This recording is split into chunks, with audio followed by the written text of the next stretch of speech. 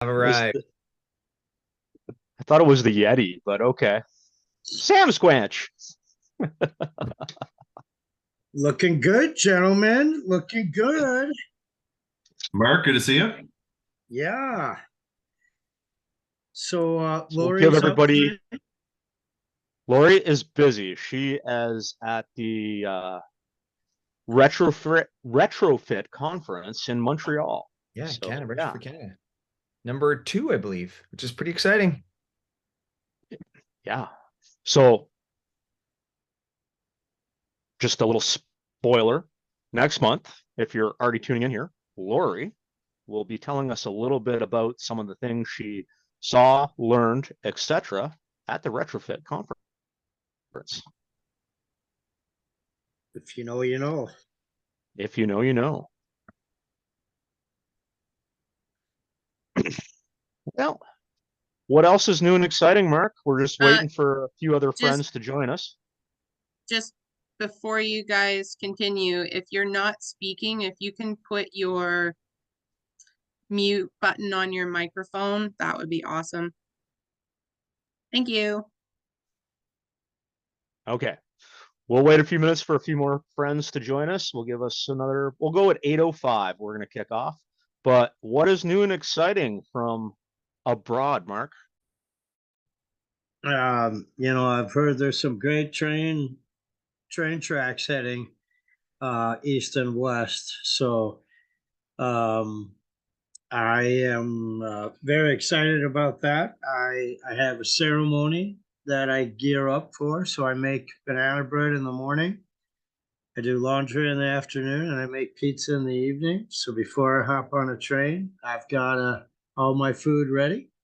And well, I can't tell you where I'm going to be, but when I'm there, I'm going to tag a couple brilliant friends from Canada in my Instagram post. So got to follow along and know what you know. Will you stop for donuts along the way? And if so, what is your favorite donut?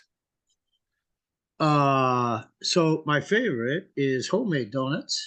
I think they're the best, but I will take a cake donut, preferably a chocolate cake donut, or I would really like one of those cinnamon donuts or a peanut donut. Sorry for you folks that have peanut allergies. That sounds brutal, but I'm half squirrel, so get over it. Awesome. Uh, should we be aware of any like upcoming wardrobe changes, Mark? Uh I I don't know exact. Yeah, I do know where you're going with that. I was stuck for a second. Yep, and like usual, if you know, you know. But I can't reveal it, Aaron. You know too much. Like it's like Graham and Ann and my calendar are in sync, and not the bad band. Or it could be a really good bad name. Really good bad name. You're fun. You're fun. See, folks don't understand. We spent the afternoon talking, and I spent the evening speaking with Gina. So there's too much in the know right now. Well, we'll let it slide for now, and I think we probably should kick this off because we have a special guest this evening. And I think along the way, we're going to have lots of opportunity for great conversation and hopefully lots of questions for our guest. Okay. I'm going to call that close enough to 8:05. For those of you who don't know me, my name is Aaron Jones. Welcome to Building Science and Beer Canada. Tonight, I am drinking a half cut tickle fight from a local brewery here in New Brunswick, Canada. And we have a special guest with us, Larry Clay, who's going to tell us a little bit about his journey as a builder, but more importantly, how he came to be a high performance builder, how he got there, and some of the really interesting building science things that he's run into along the way.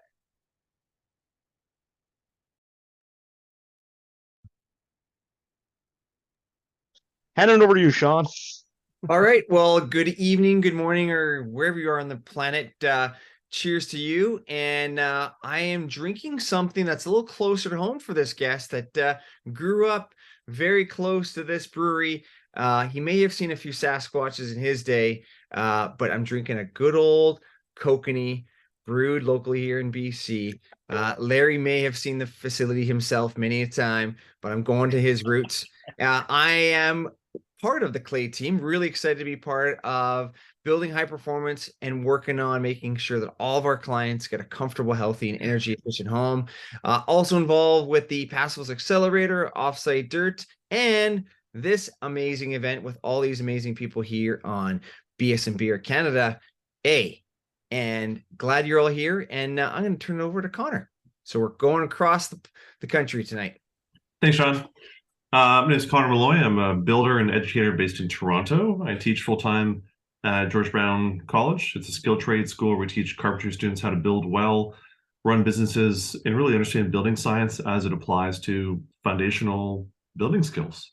On top of that, I also am a trainer for Passives Canada and run the Passives Tradesperson's course for Ontario, locally here in Toronto, and really try and support best building practices for builders and people learning. Tonight, I'm drinking one of my favorites. This is Octopus Wants to Fight. It is an IPA. It'll punch you right in the face. And it is from a great brewery called Great Lakes Brewery here in Toronto.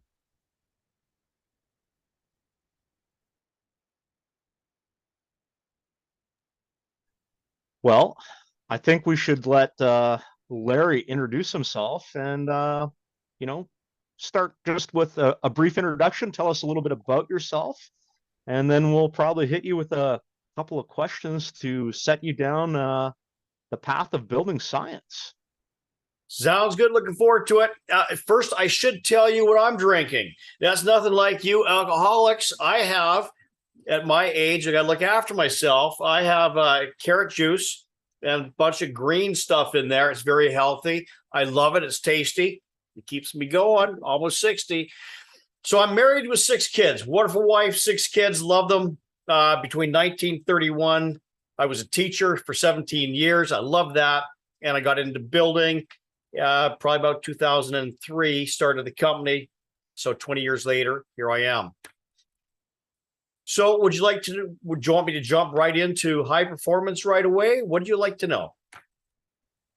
Well, I'd love like just back up a second, Larry. Can you talk to us about what you were teaching, and I guess how and why you look for something different than what you're doing in education? Sorry, you cut out on me. I didn't hear it. Oh, sorry. Can you hear me now? Yes, try it again. Yeah, I'd love for you to tell us about what you were teaching in education, Yes. schools, age groups, and really what brought you to that, and then what seeded that transition from leaving, I think for most consider as a stable jobs with pensions and those bases, and leaving to go to not just building, but this is a high stress industry, and I'm curious what that transition was like for you. Sure. Yeah, no, I was my dream was phys ed. That's all I thought about as a kid was phys ed. I played every sport, dreamed about it. And so that's really, I only had one career choice. That was be a phys ed teacher, or I don't know, there's nothing else. There's no number 2. So I did it for 10 years. I taught at a small Christian private school in Langley called Langley Christian School. Loved it there. Great kids, great colleagues. And I learned a lot from them. So I did 10 years of phys ed, but after 10 years of my dream teaching phys ed, I actually got bored of it. It was the same thing, 6 classes a day. And after a while, 10 years of the same thing, you go like, this is starting to get boring. I need to be challenged. So then they said, would you like to start a shop program? So I moved to the high school, taught mechanics, had a high school drag racing team. That was huge fun. And I taught high school math, high school English. And I was always building homes on the side. And eventually that turned into, I had 8 houses to build. I'm still teaching. I had to make the decision to make the move into building full time. So that's what I did, made the move. That's exciting. That's I think that's fun to move from, I guess, what you're teaching in phys ed and grow to shop. I mean, shop is such a wonderful, I think, underserved part of the teaching experience where students get to, I think the way that we have students learn art and math and science, I think all students should be exposed to physically building objects, whether that's homes or even furniture. So to teach that early scale, but that's a lot to run teaching full time at a school and building 8 homes. I know a lot of builders who can't build 8 homes without a second job. Before we move on, how was that possible? So I was only building 2 homes at one time. The following year was going to be 8 homes. I had to make a decision. Do I stay teaching and just doing 2 homes at a time? And I decided, no, let's go for it. So we went for it. And I should tell you, it was not always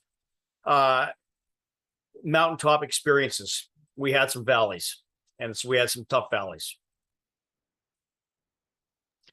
So I don't want to hang up here too long. I want to get moving forward, but would you attribute some of those tough valleys to your attention was split between, 2 jobs, your part-time builder and full-time teacher?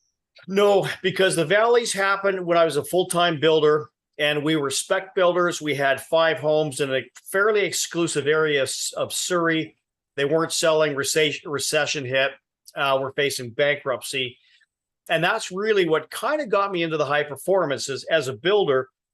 And we're facing bankruptcy. We're living in an old house, so we have 6 kids, feeding a family of 8. We were feeding them between $216, $300 a month. And that was for shampoos, diapers, pull-ups, food, everything you buy at the store. And but my utility bills were much higher than that. And so I'm thinking, this house is actually taking food from my children. And so I was Googling and looking on the internet, and there was this passive house site, and I have no clue which one it was. This passive house site, I remember these guys were discussing lock sets, saying this lock set leaks less air than that lock set. I said, you guys got to be kidding. You guys are fanatics. But I love it. I want to learn more. And I went to the passive house in the Olympics at Whistler, and I started learning and reading up on it. And that's where eventually, now I want to try some of this with my clients. So I said, hey, would you like to have insulated concrete forms? They said, sounds great. What's the payback? It's going to be 10 years. Nah, we're going to sell the house in 8. Don't want it. What about putting rigid insulation on the outside of your house? What's the payback? Nah, don't want it. I'll take the countertops. And so I found that I struck out over and over and over again. And I learned that I was focusing on the wrong things. So instead, I started talking about when I said, hey, why don't you try insulated concrete forms? Let me tell you, if it's minus 15 outside, you can have your back against the wall all day and it'll never get cold. But on a traditional house, your back's against the wall, you're going to have to go have a bath in an hour and warm up again. So for comfort, you're going to want this. I would talk about why we don't use poly in the basement. We have other options. We don't want, so you remember your grandmother's basement, that was smelly and musty. You don't want that. Well, let me teach you a better way. So I started talking about health and comfort. And what happened was they would say, yeah, I want that. I said, and it's going to save you money. And they said, I don't care. You had me at health and comfort. So I started doing these things. And I was battling with inspectors who I find that we were ahead of the inspectors. So I'd go to a site in Vancouver and I don't like poly. So I had no poly. We're going to do paint on vapor barrier. So the guy says, he gets angry because he comes in my house with no poly. And he says, call me when you're finished. I said, I am finished. He says, no, you're not. I said, yes, I am. He goes, where's the poly? I said, I'm not putting poly. You have to put poly. No, I have to have a vapor retarder. Exactly. Where is it? I'm painting it on. You can't do that. It's in the building code. Oh, let me check into it. 2 days later, we get a pass. But that was the kind of stuff I would come across early on.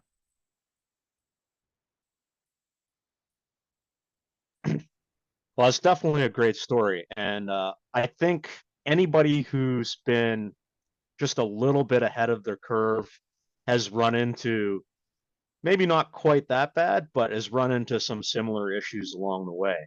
But yeah, and the analogy of, taking food, literally taking food out of your kid's mouth, I totally get that. And it goes very well with something another friend of ours in building science uses, and that's what does a bag of groceries cost? Yeah. And it's essentially the same thing.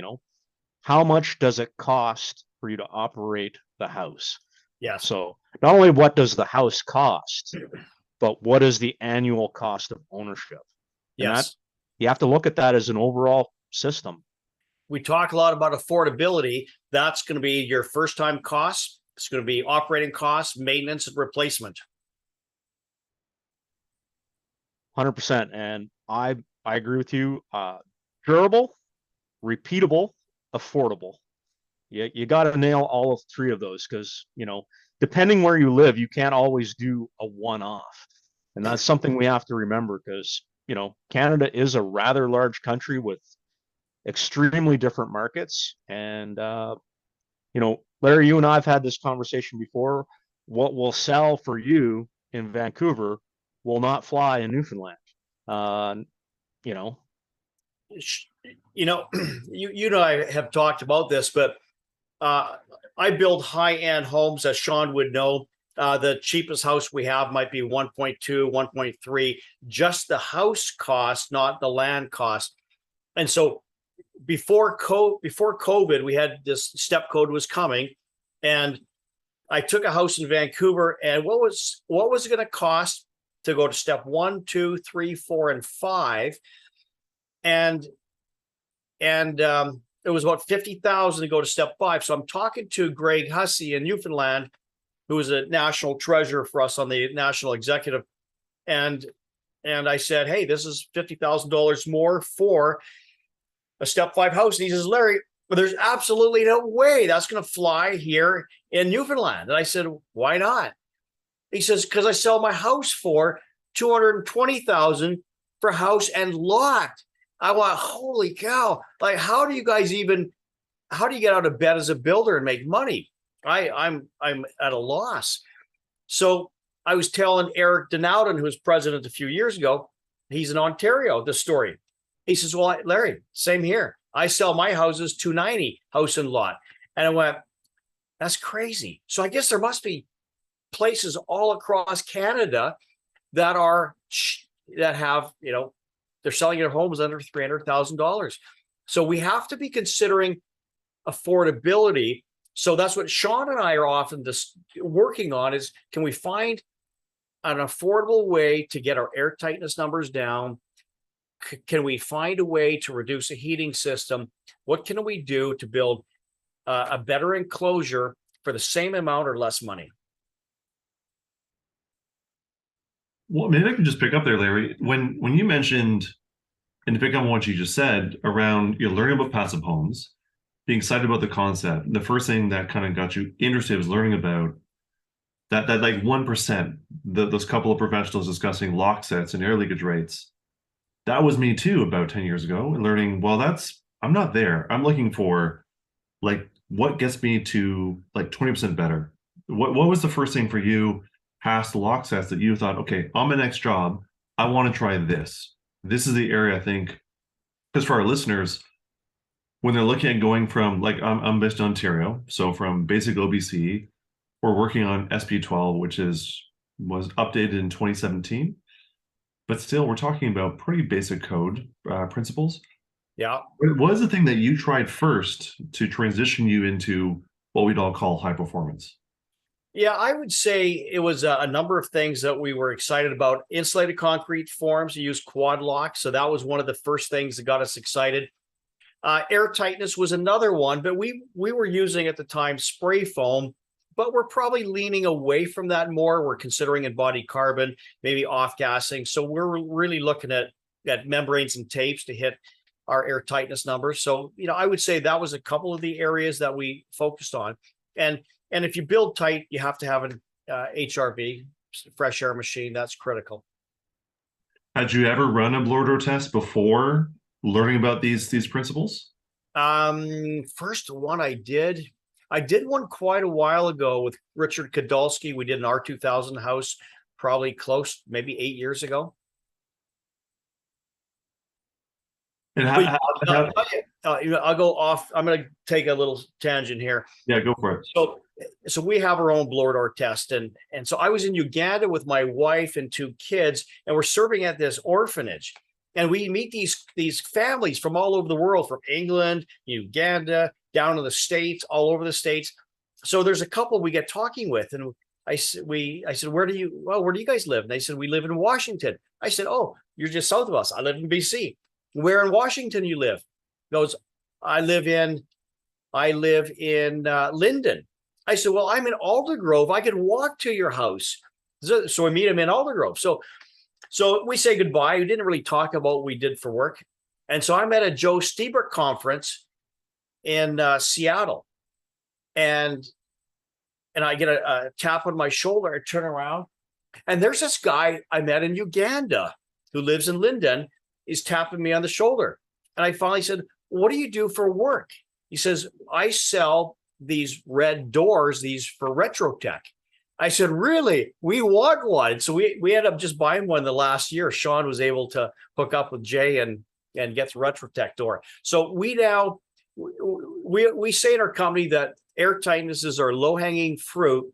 So really trying to major on the air tightness. So we'll do many tests with our blower door unit and smoke machine, look for leaks, really so that we can become consistent in getting below 1 air changes per hour. Sean's happy with 3, but I say no, we should get below 1. What are you talking about? 3? I like 3.5. That's the number that we all like. We do say Sean is one of our loosest friends, so that's pretty appropriate. Yeah. Exactly. I'm sorry, but that's one of the best jokes I've heard all week. Again, I love having that conversation about having the red door of truth, the Retrotech machine, because people think, oh, I need to get it because we're getting into high performance homes, or I need it because I need to get passively. It's a quality tool that you bring on board, and so that you're able to have and test and verify. I mean, that's the biggest thing, is just having that machine to just see what happens when you do different things. Like on our retrofit, I mean, we've probably done 6 blower door tests, and we just finished getting to the drywall, so we're going to try to do one tomorrow. And just to see like what happens at different stages of construction, to just have a better understanding of, is it better or worse with these type of changes in our schedule and in our processes. So again, if anyone that's listening, if you're in construction, you haven't talked to your Retrotech or our good friends even at Minneapolis, get one of those amazing red door of truth, because it's a great quality device for your construction process and projects. And I think, Sean, to build on that, I think to recognize, like, air tightness is a hard thing to quantify because you can't see it. It's hard to say like my house feels fine. I tested it again last week. It's 5.5 ACH. It's a 1905 house, so I'm happy with that.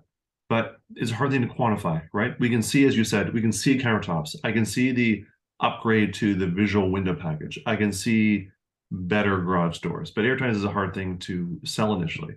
I think one thing that's interesting is when we get into modeling our projects and talking with your HVAC designer around, heat loss, as I grew up learning it, and now just really the performance of the home. It's really interesting pulling up those metrics where you put in your insulation values for your walls, which we're all comfortable with, the performance values or U values for our windows, and that goes in there. We kind of get that, and orientation, but there's a big metric in there, which is air tightness, and your designer is putting in a default level. Yeah, playing with that level here, sometimes as high as 3.5, 3.7 as the default. Dial that down to 1 and see how many BTUs you need. Dial it down to 0.6 and see how small the system is. That really, for me, was eye-opening to show me the importance of air tightness testing. So it was something that we wanted to quantify for. And if you're not doing that, if you design a system to default specs, let's say it's 2.5 or 3 air change per hour, if you're not testing, how can you quantify that the envelope that you have constructed will be satisfied by that mechanical system? Well, one of like 100% I agree with you, but as a young builder, when I was like dabbling in getting R2000 certified, one of the things that blew me away is if I met this goal on this particular project, I was going to be able to go from a 5-ton air-to-air heat pump down to a 3-ton. And like there was all these little things along the way, and it ended up being about a 30% reduction in mechanical costs. So not only was the building going to be more comfortable and durable long term, but some of these other things that were going to cost money to get there were being offset, because by being airtight, I was actually making the building more affordable. And I mean, you can just say that, hey, maybe I'm a bit of a lazy builder. Is that in the BC Energy Step Code, we had 5 steps. Instead of learning 5 steps, we learned 1. We just learned step 5 and working towards it. And now, we're 9 years ahead of the curve. And again, we're still working our way through it all. And, sometimes we get buildings that the designers create a good challenge of, again, not being either boxy or having really interesting details that make the air barrier strategy really challenging. But we're having lots of fun working through those and making sure that our strategy will work and repeatable. And I really like what you said there about durability and affordability and repeatability. I mean, that's just really critical, of just being able to, how do you take our process and make it like, McDonald's, where it's just repeat? How do we just do things, put in the standard operating procedures, and we're just able to achieve the same numbers with our air barrier scores, because it just same system over and over again. Doesn't matter how square or rectangular, what weird shape we're building, we know how to tackle every corner, every detail. It's like gasket, tape, membrane, sealant, air, liquid applied air barrier, whatever it is required to get to the level of air tightness, just ensuring we have the skill level and the team understands how to use these different products. I want to get Larry back in here, but can you imagine if once the conservation house was completed, if the country had said, you know what, this is the new standard, and we started applying that technology then, like where would we be now? Well, that's what Harold Orr is always saying, is we should have started this a long time ago and we'd be in a different position now. I took a lot of these high performance courses, R2000, passive, net zero, and they always seem to refer back to the Saskatchewan Conservation House in Regina, Saskatchewan. And it's funny, you look at the picture that they show you, the one we often will see, it looks like it's on a prairie somewhere. You see a house there, but you go there now, it is no prairie. It's an old subdivision. You stand on the side of a townhouse unit that looks older and dilapidated. It's across from a school, and there's houses all around it. In fact, the current owners don't really appreciate what they have. So it was fun to go and look at the house, walk around the house, take video. And when I was in Regina, because I was with the National Home Builders and I was speaking in Regina, I said, if I'm this close to Harold, I'm driving to Saskatoon 2.5 hours away, and I'm going to meet Harold. So we arranged it. Him and I were talking already, and he's making comments on my social media posts like, what's the airtightness of that house? So he kept embarrassing me. So I'm going to go to Saskatoon and see him. So he took me around. He showed me Robert Dumont's house. He showed me the chainsaw retrofits, and he was at the, I think, 91 at the time, sharp and clear and smart, and has spent a full day with him. Then probably 3 months later, Saskatoon Home Builders wanted me to come speak there. So I said, I would love to. So I had a second day with Harold. He calls me every once in a while to tell me that I need to focus more on air tightness and the prairie double stud wall. We need to be really be considering that. That's the way to be going. So I love all of my interactions with Harold. If you put all the building legends in a room and you said, okay, who are you going to vote for the most influential? Who's the captain? I think hands down, they're going to pick Harold. So love that man.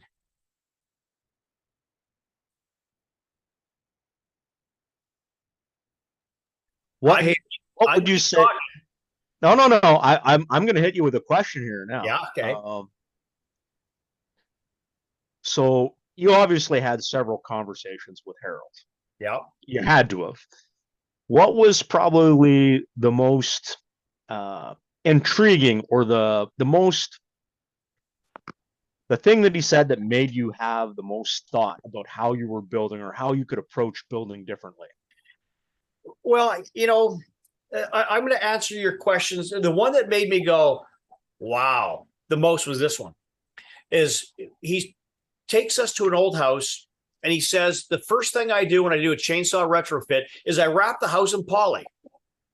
And so my first thought, as most builders would be, aren't you worried about a double vapor barrier?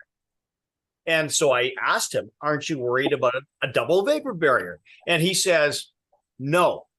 Well, that's the wrong answer to a guy like me, because you should be concerned about double vapor barrier. So I said, Harold, you're killing me. Why are you not concerned about a double vapor barrier? He says, well, he says that actually you could have many vapor barriers in a wall assembly just to make it even worse. And he says, the only thing that you should concern yourself with is that the coldest vapor barrier is on the warm side of the dew point.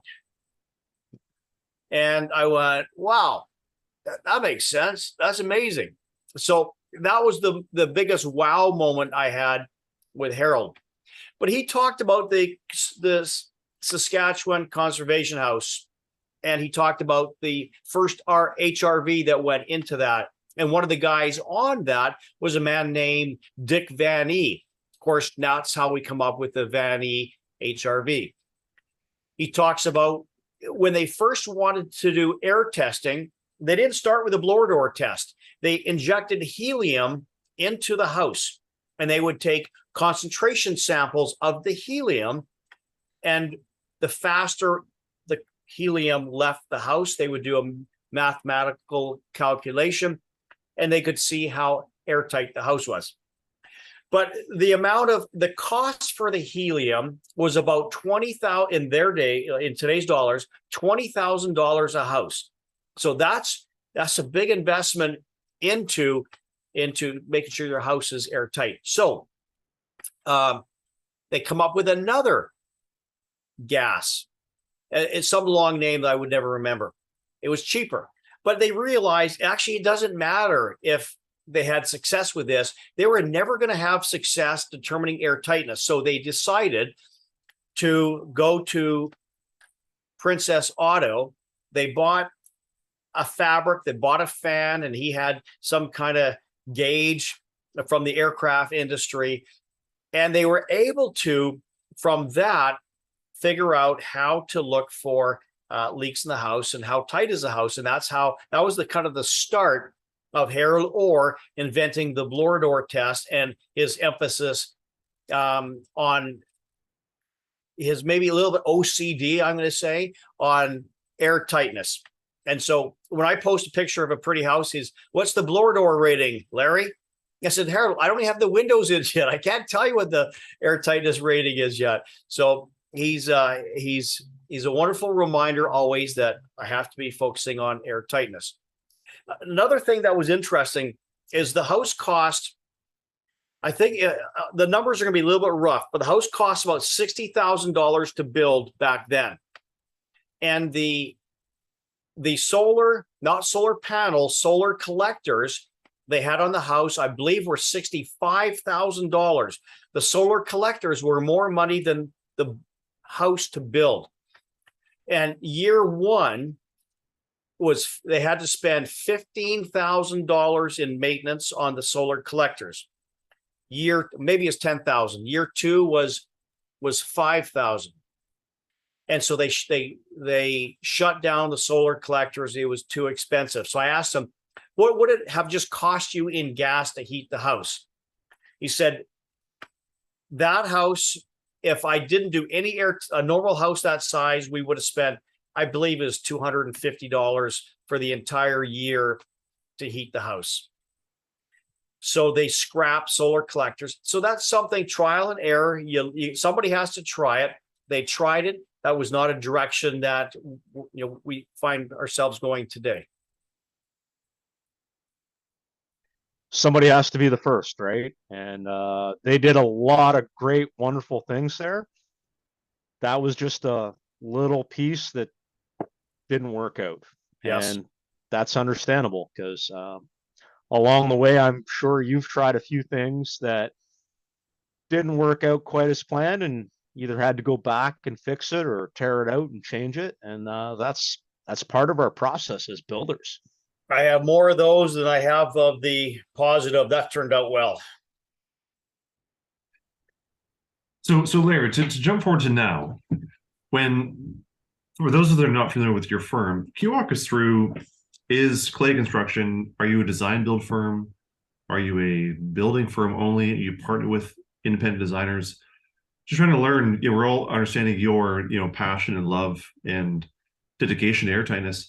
How do you make sure the principles that you've talked about and Sean mentioned, how do you get those into your projects? Are you designing them? Are you working with designers? Just walk us through how that works. Yeah, so we function as a design build company because we partner with designers and we want to be stepping our clients through what's called integrated design. So we want to be involved early so that we're looking at, okay, what is the air tightness going to be? What's the quality of the windows? How much insulation are we going to be putting on? What does the energy advisor say?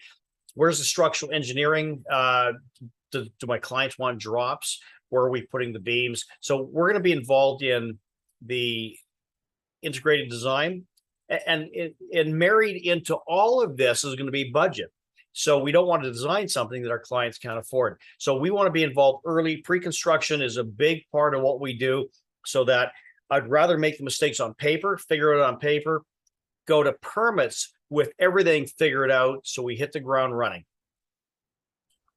And when you do that, I guess you're insinuating that a designer comes to you or client comes to you with schematic design. They've got a volume or a massing or some kind of general aesthetic. And then are you, the way that Sean mentioned, are you pulling from, does Clay have your own details for how your team best details windows or foundation to wall? Like how does that work? What are you bringing to the table when you are working with them? Yeah, a lot of those details, we have our preferred wall assembly, roof assembly. The products that we want to use, we're not in favor of a 2x8 wall with R28 bat in it. We want to go to a thinner wall. In fact, I'm not opposed to going to a 2x4 wall again and putting all that insulation on the outside.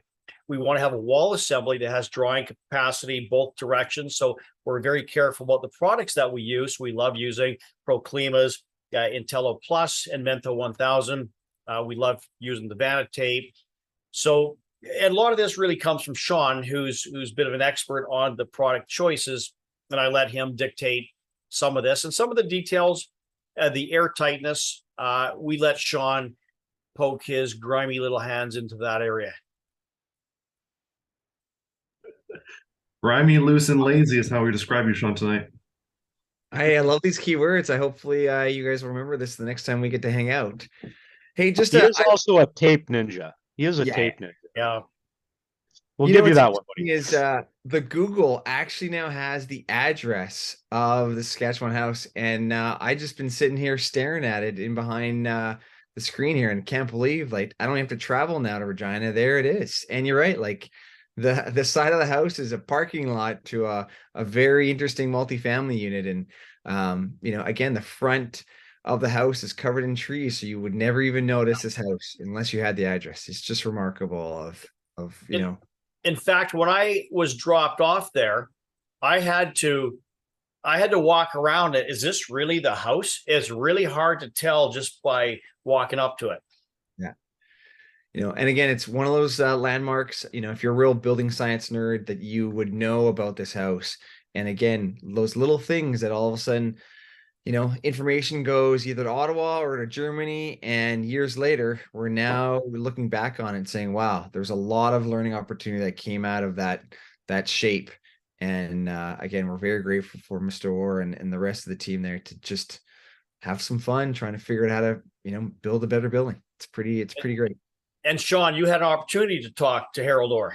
I did, yeah. I mean, again, thanks to you, of course. You had an opportunity to meet with them and have lunch with them, and you just said, "Hey, I know another fan that would love to talk to you," and you were able to call, and I had a small conversation with him, and I just tried to flatter him with gratitude because just wanted to let him know just how thankful I was, and the rest of the community, the building community of his efforts, and the ripple effects of what that house has done. I mean, it just literally the ripples have spread across Canada and across the oceans, and so grateful then, yeah, that Wolfgang Feist and others have been looking at the numbers and being able to come back with those metrics. And so now that we build, we can actually look at data points and work towards them, which is just great.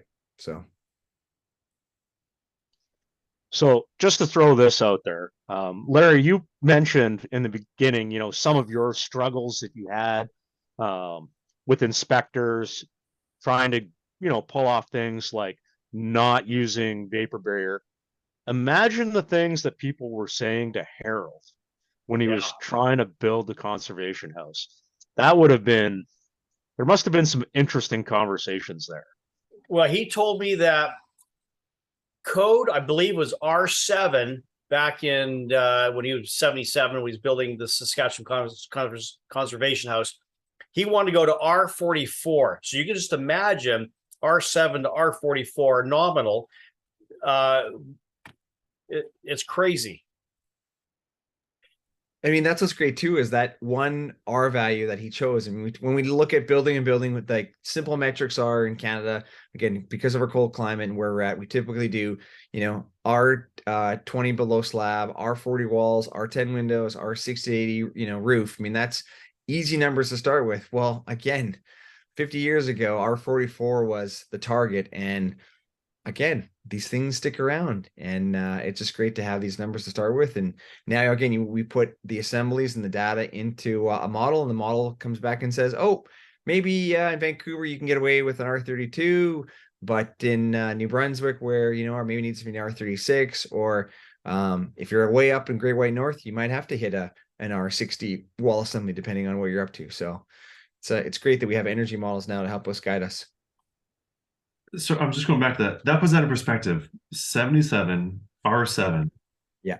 That is, if you divide that, it goes in 6.8 times or something like that. In perspective, so OBC again, 2017 for Ontario is, let's say colloquially, largely is R22 cavity and R5 CI or R7.5 CI.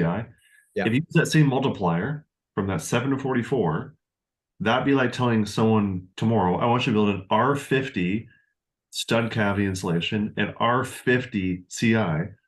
Their head would explode. So you can see now R44 is like, okay, that's a pretty good house. I get that. That's passive light. For us, that are like that makes sense, right? But that in 77, that's a big number, right? R150. That's what's like telling someone today. Yeah, I can top that. I was talking to a client in Langley, and I asked them, what are you looking for in a builder or in a home? They said, well, we'd like a home that's going to be very energy efficient. And I said, because I was an R2000 builder, I just finished building an R2000 home. So I said, well, you come to the right place, because I am an R2000 builder. And this guy surprises me. He goes, wow, that's crazy. Like an R2000 builder. Like, you're amazing. And I go, wow. It's kind of shocked me, because I said, my family are not too interested that I'm an R2000 builder. My friends don't care. Why are you so interested that I'm so impressed that I'm an R2000 builder? He says, because all the other builders are only R20. So we calculated the wall. It'd be 60 feet wide for one wall. You'd need 120 feet, and you'd have no room in the middle. That gets you R2000.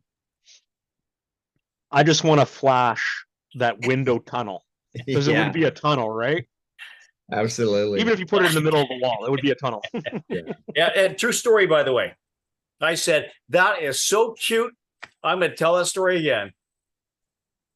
Well, a part of that assembly that he created was having the double stud wall and, filling it in. So, looking at the different wall assemblies that we can choose from, I typically kind of say, kind of the Rockies, the double stud wall works really great in the middle of Canada, and kind of in Connor's world, kind of west of the Rockies, the 2x4, 2x6 wall with insulation really kind of is a sweet spot. And, it's just great to see, again, 50 years ago, there's that Mr. Rohr thinking, hey, I've got some walls. I'm just going to separate them, fill them up with paper. And there we go. And there it is, R44. And again, I've got the image behind me here. It's pretty remarkable of that building. So one day I'll have to take the pilgrimage to there to really see it. But again, glad that Larry's here to provide us some commentary of seeing with his own eyes and being there with a legend. Pretty exciting. Larry, I want to put you on the spot for a second. It's clear that you are passionate about building healthy, durable, affordable homes. You're thinking about performance, and I'm thinking, how do you take your enthusiasm, education, and knowledge and help build not just, let's say you're building 10 homes right now, or 8, whatever the number is. How do you build 50 around you that are pushing the envelope? Do you do things to share, let's say, call it your secrets or your secret sauce with competitors locally? Do you do meetups with other builders in your neighborhood? Do you meet up with people maybe outside your coverage area that are not competitors to share ideas and how you push the envelope? How does that work with you? Yeah, I'm going to say in many different ways. We're quite involved in the Home Building Association, and we meet locally with our Home Building Association technical committee, provincially, nationally. So I have a chance to speak to lots of builders. Sean and I have been doing a lot of just sharing our techniques, our secret sauce on Instagram and social media and LinkedIn. So that's largely how we're trying to get the word out, is we just put on Instagram. It's a 1-minute little snippet that we can say, this is how we do things. Is that important? If that's important to you, some builders will ask me and say, hey, that's great. Can you teach me how you do that? I get lots of builders across Canada saying, thank you for sharing the videos. So I think that seems to be what's working for me and it's funny, is Instagram Reels is the killer. I'll do a reel. I had one reel watched 414,000 times. Another one was almost 300,000 times. So it seems to be where I'm having success getting the word out. I think that's exciting. I think it speaks to, seeing someone doing it in your neighborhood, in your city, is really powerful. It's not just this thing that a passive house builder is doing for here in BC, but for us, that's what BC does. But no, we're in, rural Ontario. It's like, well, no, I'm also here too. And we're next door, and this is possible, right? Yeah. Here's our supplier. Here's our techniques. I think to be as public as you are and share that is really, I think it's kind of a power move, right? It's saying you can do it too. We have enough business to be successful and make what we need to make and build homes for clients that we know. But I want you to be successful too in how you do that. So that's awesome. It's really how you. Sorry, Larry. Yeah, it's really how you package it. If all you're going to do is tell people first time costs, you're not really telling the whole story. You got to be talking about the benefits like health and comfort, quietness, but you also got to be talking about replacement costs, operating costs, maintenance costs. You're getting a better home and even resale value. So it's how you package it, how you sell it, because there's more truth to that than just giving first time costs. Do you think on that basis that your competitors or maybe other builders in your community that want to build better, they need more support on how to sell the idea of building better than actually building better? Yeah, I would agree. I think it's a big one. I think it's something that we struggle with here too. And I think Michael Ingwe speaks with this really articulately around leading people towards, it's like when I want my 8-year-old daughter to do something, I don't tell her. I give her evidence that supports, and she comes out with the idea like, yeah, Dad, maybe we should eat more vegetables. I'm like, right? And I'm not telling her. And Michael Ingwe leads his clients through this idea of, He doesn't go in saying, we're going to build a passive house. Do you know what that is? Because it triggers all these questions. What's the cost? How is this different? He asks them, what are your pain points? So he's downtown New York City. Well, it's noise is a classic one. So I think one way to do that is we install triple glazed windows. Also, we build airtight because sound moves through air, and we want to use lots of insulation to thicken those walls. One way to do that might be building a passive house. It sells them on the value first, not the solution. I think it's kind of what you're doing too. It's flipping it. And I think if more builders can learn, again, it's really subtle techniques and how you sell those ideas that I think is probably the biggest learning gap. Yeah. I know of good builders, but they can't sell. And if you can't sell, you can't build. If you can't sell high performance, you're not building high performance. It really boils down to, I think if we can undervalue your ability to sell. And I got my wife, so apparently I can sell. Sorry, I'm still laughing at that, but So is she.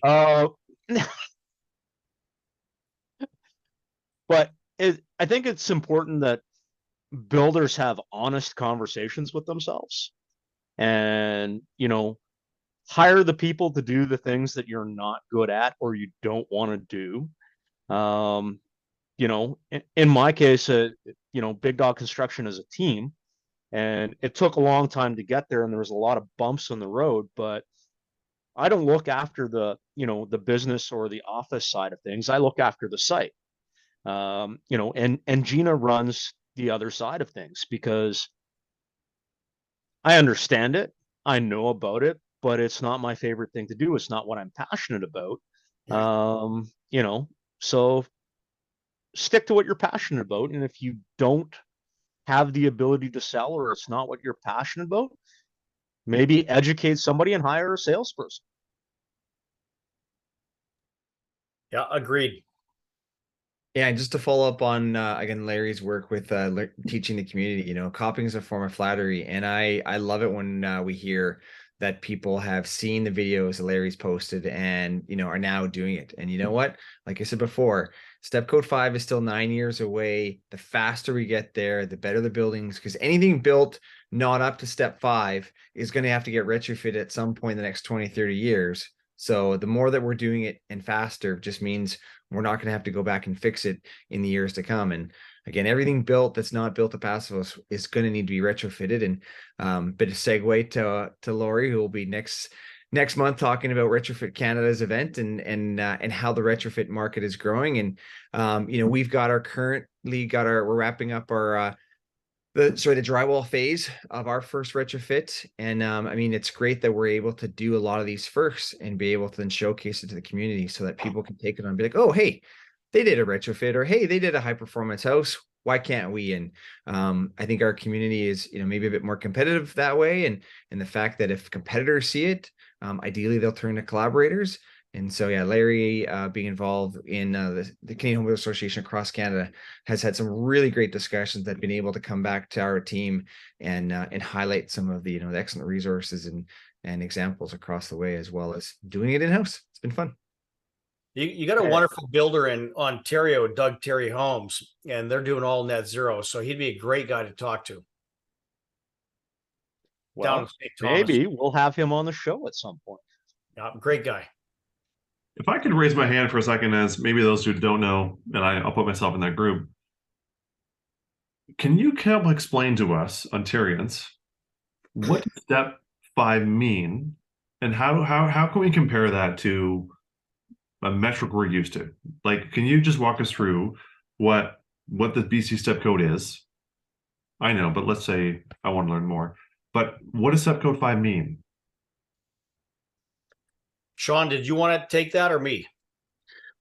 Sure. No, I can help it. So as we improve the building, so maybe we'll just talk about improvements. So we have our basic code, and so every step code ideally is moving at 20% higher. So we go from step code 1, which is build a regular code building, just do a blow order test. Just get some numbers, some metrics so you can gauge it. Step 2 is actually building regular code. There's a bit of an increase in insulation values you need to put on, but finally it's, hey, you need to be hitting below 3.5 air changes. Then step 3, we're now actually, as of May 1st, BC is now mandated that all builders in our community, and it gets a little confusing between residential building and single family homes. So we'll focus on single family homes in this particular discussion. So step 3, we're now adding more insulation. The air tightness is now going from 3.5 to 2.5. And so you're looking about a 40 to 60% increase in how energy efficient the building is from code. So, and the code between BC and Ontario is really much the same. So the numbers that I'm talking about, energy wise is roughly the same in your neck of woods. Of course, as we get to step 5, the air tightness dial is really the one that's improving. So step 4, we're now at 1.5 air changes, and at step 5, we're at 1 air change. And as we do that, there's 3 metrics: air tightness, the equipment system that we're looking at, and of course, the insulation values. And so we're increasing the sweater on our buildings. And then, of course, we're trying to reduce the operating energy of our equipment. So the space heating, the heaters, and the hot water tanks, which for the most part are really the big energy sucks in our homes. And so being able to minimize those, and again, there's a correlation of air tightness. And so having those 3 metrics balance and having those numbers, in BC, the metrics for heating and cooling will differ depending on what climate zone you're in. But here in BC, we do know that the passive house standard is very similar in climate zone 4, except the big difference is passive house is 0.6 air changes versus 1 air change with step 5. And a lot of the same metrics would be applicable to how your energy advisor in New Brunswick, Ontario, anywhere across Canada are still kind of using HOT 2000 as the energy model to figure the data out. I gotcha. So you're saying that, as you move towards step 5, or as you wrote a building with clay construction, let's say your envelope, your thermal resistance or R values are similar to passive for climate zone 4. Yeah. What's really different is that 0.06 ACH for passive and the requirement of 1.0 for BC step 5.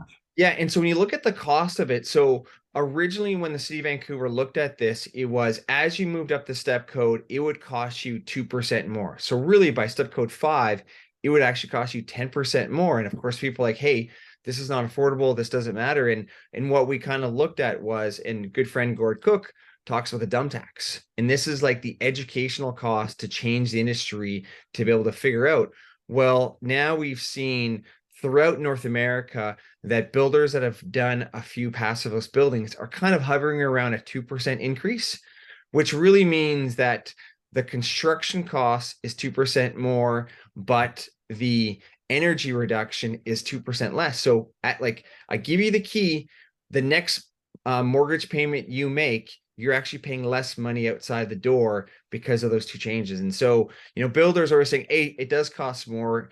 You're right, it does. But to the homeowner, it'll be less. And then they're getting all the benefits of comfort, health, energy efficiency, durability, resistance, all these kinds of things. And so being able to move the dial, and now when clients ask us, hey, can you build us a step 3 house? I'm like, sorry, can't do it. I don't know how to do a step code 3 air tightness test. You want me to put some holes in your building? We could do that. And like, no, stick to step 5. And that's kind of how we're able to gauge things. And what's nice about that is by going to, and this is where I tell builders all the time, is by moving to step 5 air tightness, you're now reducing the mechanical systems you need, because you have your air barrier as the best mechanical system. It's going to last 200 plus years. And then we get into heat pump conversations versus furnaces and air conditioners and all those kinds of things. So just to break it down a little bit further for any young tradespeople who might be watching, what would a typical step 5 wall assembly look like? If you were going to start like inside a drywall and work your way out, Just what would that look like for somebody who might be watching? Sure. So what we like is you got drywall, you have Intello Plus, you're going to have rock wool in between. So R22 bat. Of course, you're going to have your framing on the outside. You're going to have your plywood. You're going to have your Mentho 1000. You're going to have your rock wool comfort board on the outside, rain screen, cladding, so we can back vent the cladding. So that would be what we would say would be our preferred assembly. And the thickness of that comfort board has to be determined by the energy advisor. And why is that? I'll just give you one example. We did a really boxy house in Burnaby that's going to be net zero a few years ago. Very simple, very boxy. All it really required was just what we've been doing in Vancouver. It was a couple of inches of essentially that wall assembly I told you about was all we had to do. Insulation under the slab, HRV, some good windows, and we hit net zero. So we were designing this massive like mansion in Langley, and a spectacular house. So I said to the energy advisor, well, and the designer, let's just take what we know works on this house, put it on that house, and then we'll model it and see how close we got. Energy advisor said, Larry, the stuff that got you to step 5 here, you don't even hit step 2 on that house. In fact, it was cost prohibitive for us to hit step 5 in that house, and we never did. And I asked the homeowners, do you want to change the design so we can get you to step 5? He says, no, I fell in love with the design. We'll skip it. And so it's really critical that if you must hit step 5, you better get your energy advisor involved early at the design stage before your clients fall in love with the design, before you can sell the high performance of the step 5. I think it's also good learning, Larry, around like applicability of building systems. I mean, you know, growing up, my family runs the design build business, started in 1979, and we built the same walls for every type of home. What changed was the window package. It went from a vinyl window to a hand-built wood window. The millwork went up by tenfold, right? Bathrooms went bigger, but the wall was usually pretty similar. And I think what you're saying is big learning is, just because you build one wall assembly and model it on net zero in one home, you can't just take that assembly and port it over to every project. It is important to model and understand how does that relate to the house as a whole, right? This idea of, you know, service area to volume ratio, all these things are contributors, and that's a different thing for a lot of builders. Yeah, 100%. They need to learn how to value modeling and be willing to say, okay, to build to this boxy house standard on this deluxe home, we have to go from 2 inches of CI to, I don't know, 6 or 8, just because of the home. And very similar to that, in one house, heating is going to be your issue, all based on your orientation, glazing, size of windows. On another house, cooling is going to be your biggest issue. So you have to get your mechanical contractor involved doing heat loss, heat gain calculations to make sure that we're not building a house. We think we're doing the right thing. We're building a house that's uncomfortable. That's really cool. Do you think that people are more conscious around mechanical design early in schematic because of their allergic reaction to bulkheads? Like, Yeah. no one wants bulkheads. You're like, how small can we make this system so I can hide it in places? You're thinking about doing open web floor trusses, right, to run the ducting. And are you finding mechanical design now comes in way earlier than design it and then heat loss it the way we did 15, 20 years ago? Yep, 100%. We're doing a net zero house right now. Our clients, she does not want any bulkheads, any drops. So we're trying to find, how do I get ducting, heating, cooling in there? We've had the structural engineer involved. Even before she's applied for the permit, we're talking about what kind of heating system, where the beam's going to go, where are we running them, how are we going to cool it, how are we going to heat it. It's talking with the plumber as well, where the drain's going. So it's integrated design. Love it. That sounds super cool, man.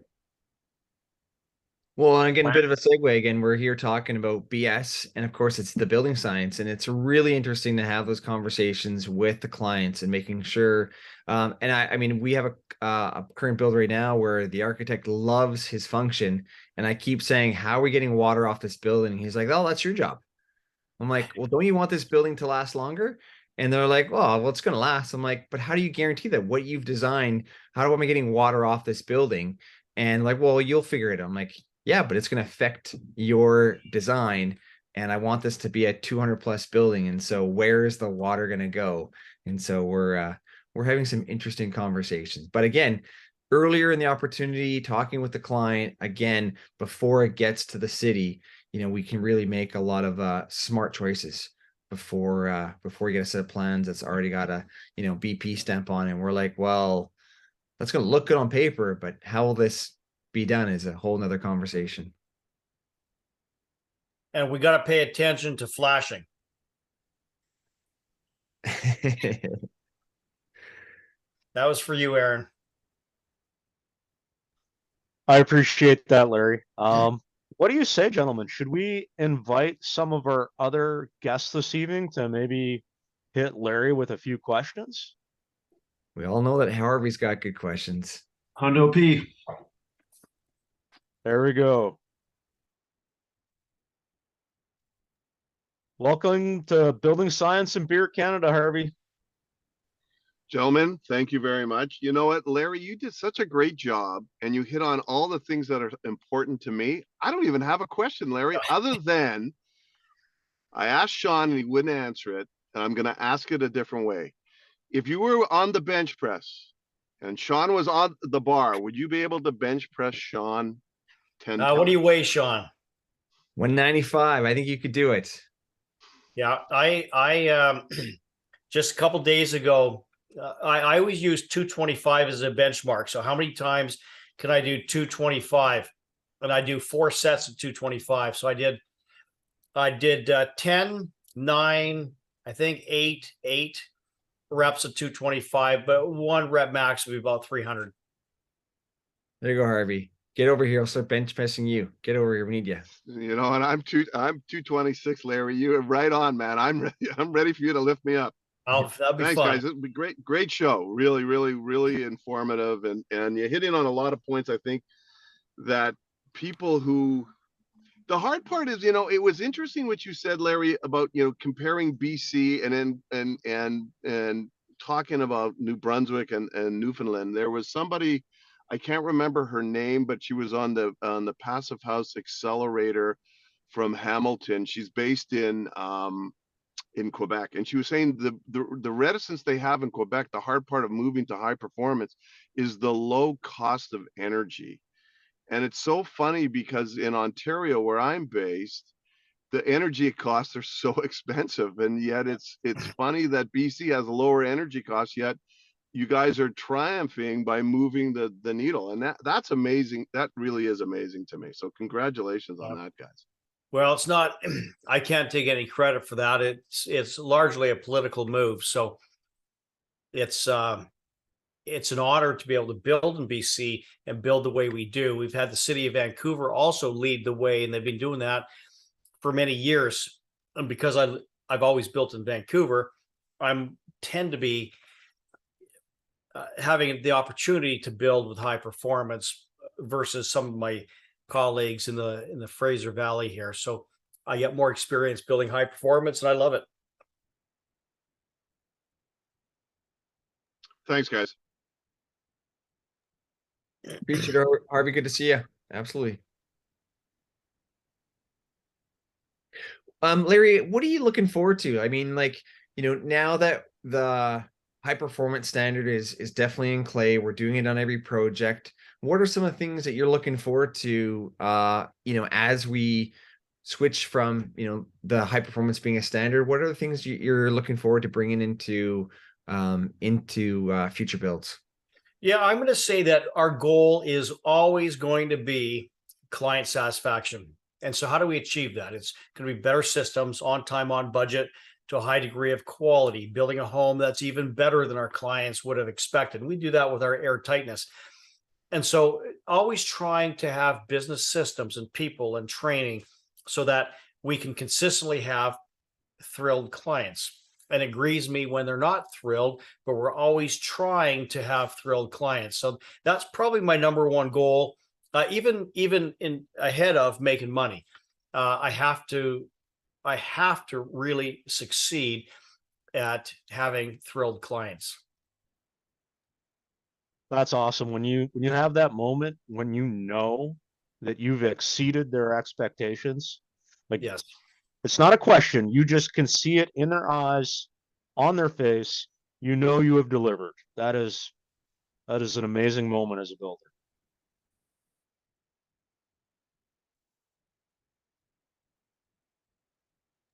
So thrilled clients kind of synonymous with the topic today. Uh, you're reducing the risk. They learn about it later. They're happier later. You're taking the step first, right? And that's just the joy of measuring, right? Because building science is also about failures. We have a bias by thinking building science is about success. Building science is about failures. So the fact that you continually take these measurements, uh, I notice them on the Facebook. I notice them on the LinkedIn. I notice them on the YouTube. Each of you put this forward in your own way on those media channels. And it's pretty brave because the background we all come from is don't share what you know because someone else might learn and they might eat your lunch. And so, very seldom we stop to acknowledge those good traits that you all have. But I notice them, and the frequency that you churn them out is also impressive.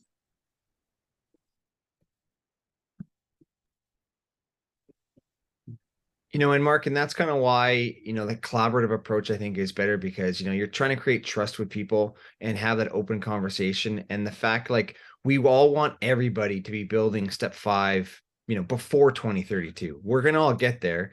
So, the fact that we can speed it up just means our clients are all like, if they don't choose us, again, like, we always get 3 quotes from our specialists when we're putting things out to tender. Clients are choosing 3 of us. It comes back to those relationships. And so having open conversations to create the trust, be honest with people, it's just about the fair play approach to being in this industry. And I mean, we're going to make mistakes and we're going to say, hey, what did you do when you faced it? And so the fact that you're going to have this collaborative community that is having tough conversations because you want to improve and you want to share and just be like, hey, next time I mistake, who can I reach out to ask for advice? We want to be able to have people. And then when they come back and say, hey, what did you guys do? Or, now default to data. And so having data put out there in social media and be like, hey, I saw something a few months ago that Larry put out. We're thinking about doing it. Let me go back there and have a look at it. Like I said before, you know what? Copying is a form of flattery that people have spent the time to do something. And, I tell this to my kids and even the softball team last night, in life, we're either learning or we're winning. And so having that attitude to our workforce and to our teams, is just something that I think is part of the clay culture. And it's really exciting to be involved with, again, BS&BEER community, the Passos community, where, again, we were watching during COVID, all of our friends with BS&BEER, and now we've got our own Canadian version. And it's pretty exciting that this collaborative approach is just growing across North America. And maybe we're adopted more of what the Germans did, and that a bit more of that collaborative approach that has come along with the Passive House community because of stuff that occurred in Saskatchewan that went to Germany, and now it's spread across this great nation. It's pretty amazing. And I think collaboration is the best way to put it. And don't be afraid to share. There really shouldn't be anything as such as a secret in the building industry anymore. When was the last time you were out of work? When was the last time you said, oh, we're going to have to shut down for 2 weeks because we don't have anything to do? It's not happening. We're all have more work than we could possibly get done in the run of a year. So share your knowledge, pass it on, while you're still able. And, hopefully it will help make everybody else better. And one of the things that I've learned along the way is one of the greatest byproducts of sharing and trying to make somebody else better is that you yourself become better at what you're doing or what you're teaching or what you're trying to accomplish. But I do know, before we take off, Leo has a question here. So I do know somebody who's a bit of a tape ninja and a big fan of Intello, and he's already on the screen. So maybe you want to handle that one, Sean? Yeah, it's such a good one, especially when it comes to retrofits. And this is where you talk about the tools you use. And anytime that I see a hammer tacker near Intello, I want to grab it out of their hand and throw it down the driveway because it creates bullet holes in any membrane you use. And so, yeah, when you're bringing out the tape, you definitely need to make sure you got the right tool to get the adhesive to go. And so, Leo, if because again, you were here last month, great. We got to see your amazing project you're doing. And so when you do your blower door test, if you do feel the air coming through your staple marks, you will need to put the tape over it. But hopefully you've either used, I actually like an electric stapler because I know I don't need it that much. I'm, putting it the right way. But yeah, if you're getting leakage through your staples, you're gonna have to tape over it because again, our red door of truth, it's gonna find the pinholes. And so if you're gonna air leaks through it, you're gonna have to work on it. So I don't have a blower door right now. I do have a growing collection of dust collectors and furnace fans that I intend to turn into workshop dust collection. yeah, So I'm just going to be working with negative pressure, if you will, as much as I can. So what I've been using is just a pneumatic hand stapler with perfect. 8 to 12 millimeter staples. Yeah. But what I've been doing is, unfortunately, we had a roof leak, so I had to tear open all of my Intello down here. But Hard work. maybe we can still see it. What I've been doing is I've been just using some, I don't know, can you see that in the corner here? Yep. I've been using basically just like strips of cardboard so that the staple does not go through the Intello, just to sort of, also, it's been really great in those cases where I've had to reopen the Intello. It's much easier to it's easier to pry the Intello off again. Yeah. Without tearing it apart. The other thing too, are you using bat or going to do blown in cellulose? Bat. So in that case, it's all on the floor here right now. Yeah, well, if you're doing bat, realistically is you don't need to have too many staples because you can do staple a top and the bottom and where you're going to be putting the tape. Yeah, what I'm trying to focus on mostly is that anywhere I've got like screws going into something, that it's there's no the Intello cannot move, like it's being clamped in between two solid surfaces. Yeah. I'm really trying to be anal about that. You're definitely more conscious than most people, so I think your scores are going to be where you want them to be. You got the right approach. Well, we'll see. It's only a partial renovation, so it'll still be the house will still be leaky. Parts of it will be tight. Until we get to the other parts, and then the plan is bit by bit to tighten up the house. You're making the house as best as you possibly can, one wall at a time.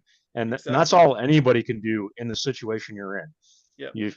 If you were a builder going in to renovate a house and your job was to renovate one room, you can only make that one room as good as you possibly can with the budget you have. So of course. I think you're doing amazing stuff, Leo. I really do. Well, it's my building science university here.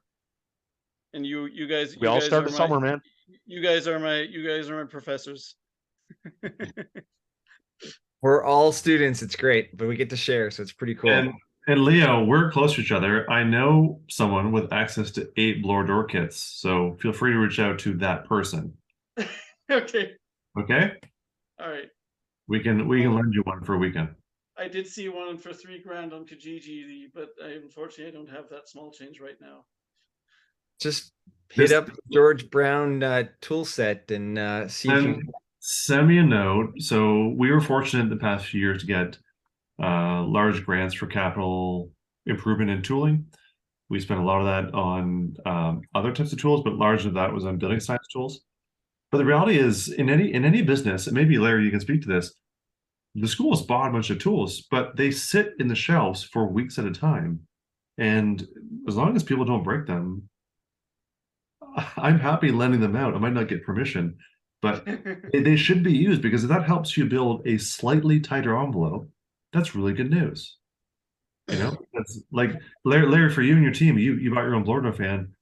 How many weeks a year will that thing leave the shop to be tested? Well, since Sean has it in his truck, I'm going to ask Sean that question. Yeah, I mean, right now we're using it at least once a month. So again, you got 22 working days. It's only being used once or twice. And we'll be using it more as we have more projects coming online, and that we can default to use our own versus having to hit the energy advisors. But you're right, like maybe 3-4 times. Like that's I think 10, that's the reality, 15%. right? Like there's that sad stat around, you see the stat around like cordless drills. The average cordless drill in the US gets used for something like 3 or 7 minutes in his lifetime. You're like, how's that possible? Yeah. It's pretty possible. Look at like blower doors.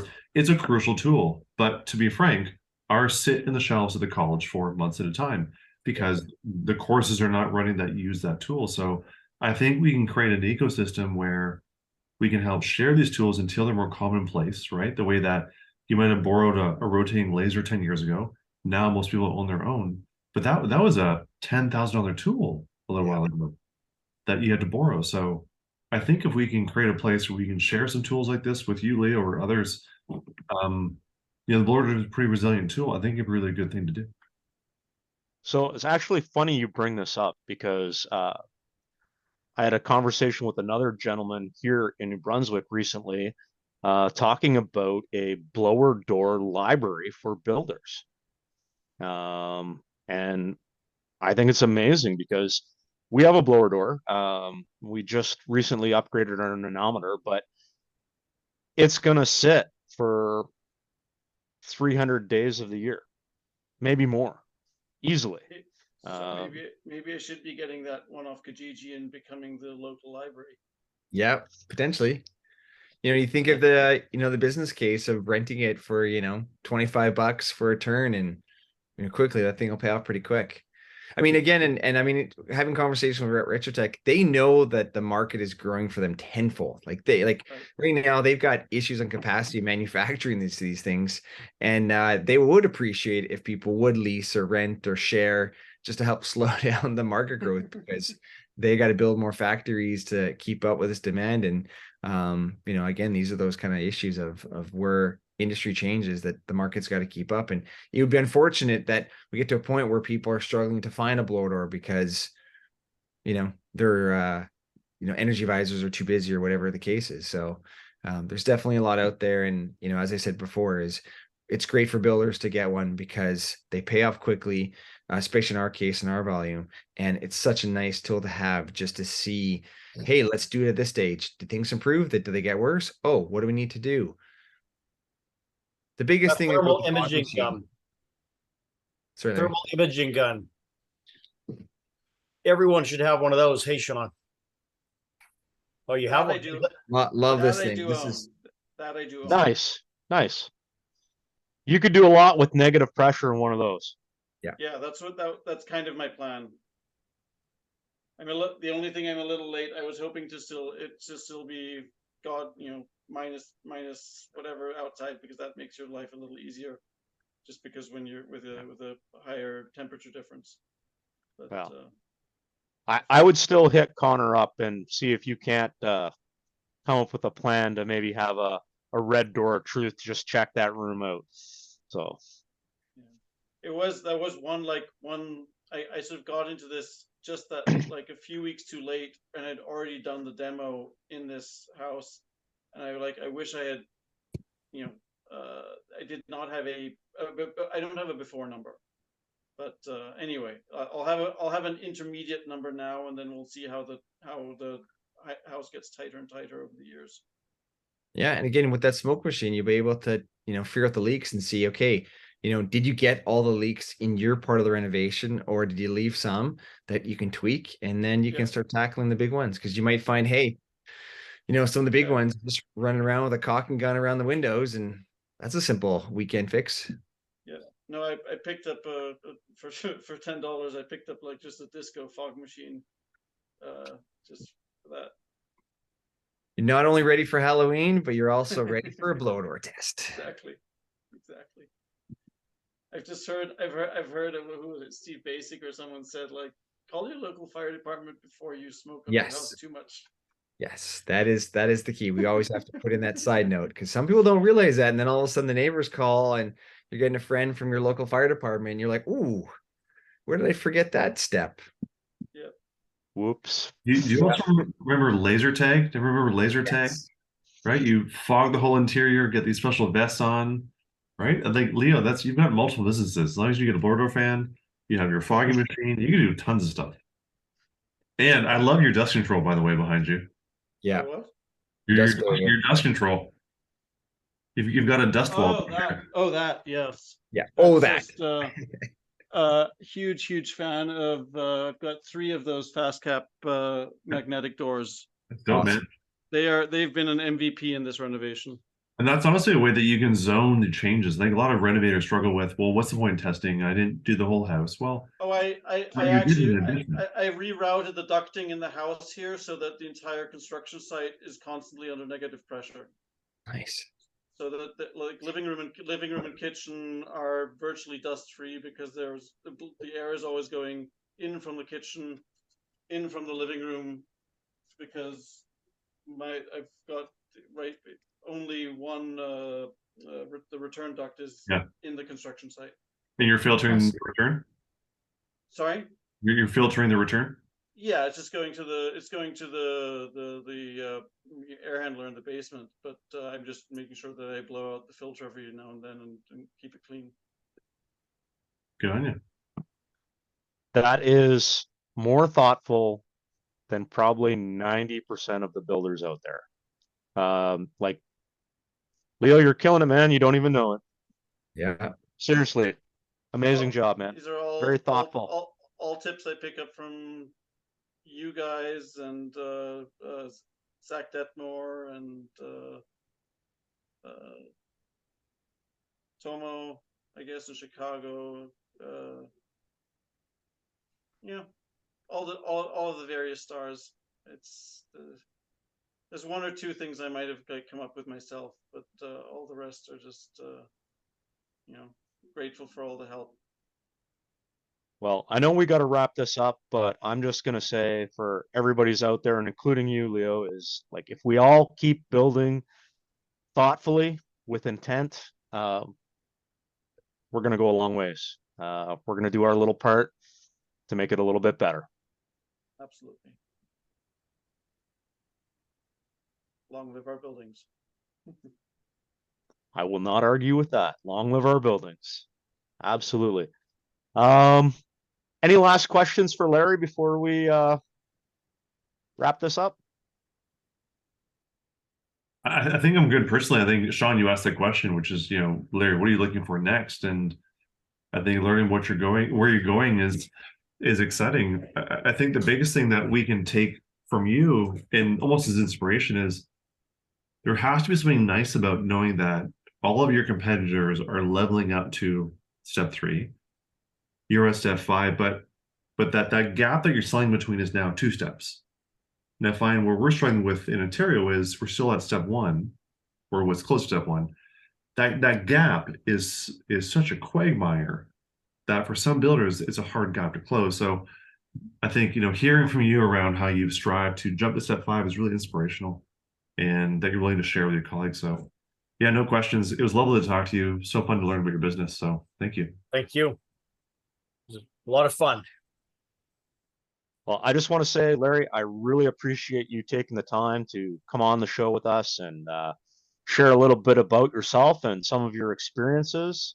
And, thanks for sharing Sean with us every third Thursday. Yeah, very nice. Well, he's a good man and he sure knows a lot. And he's really helped change the culture on our team.